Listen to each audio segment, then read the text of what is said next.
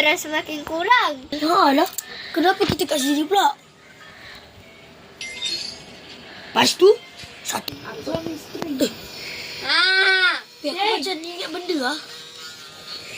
Aku macam ingat benda. Yang watak lama kan. Dia letak kristal dekat bodek dia. Kau tahu tak? Macam mana kau tahu? Dah, macam mana kau tahu lah?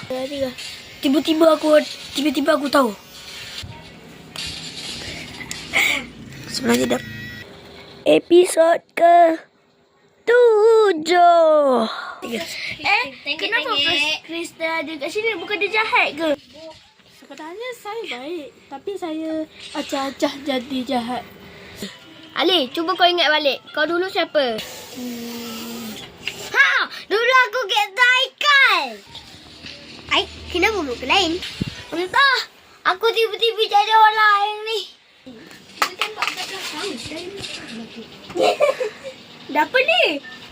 Hai, nama aku Dr. Astronaut. Aku adalah robot. Tu je dia bagi. 3. Siapa Mr. Astronaut tu? Kenapa ada gambar Mira masa kecil tu? 3. Mana nak tengok? 3. Mana nak tengok? Alah, ni gambar masa aku kecil tu.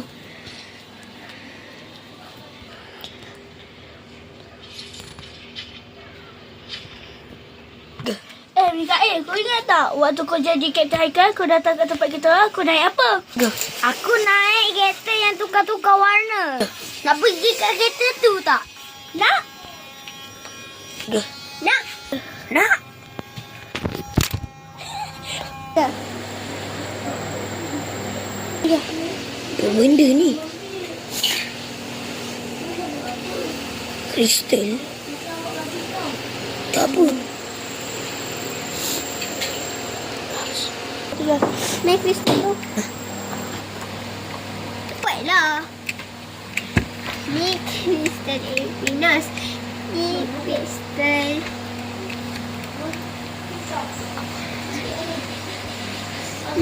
kristal apa? Kejap.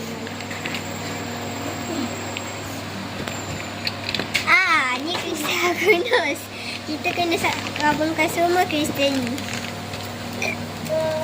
Untuk apa? Untuk kumpulkan kita punya pasir. Dah jom pergi Ali. Jom naik kereta tu. Tapi aku tak pandai bawa kereta tu. 3. Biar aku bawa. Ya. Kan aku tidur. Kan?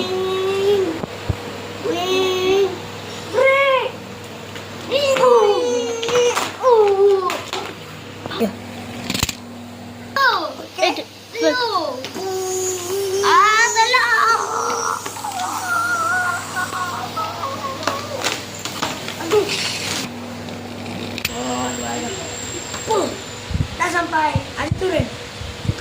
Dia kat mana ni? Turun jom. Yalah. Dah jom pergi. 3.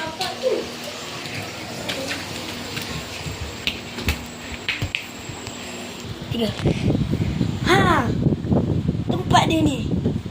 Cuma letak lagi 1, 2, 3, 4, 5, 6, 7. Lagi 7 je. Letak.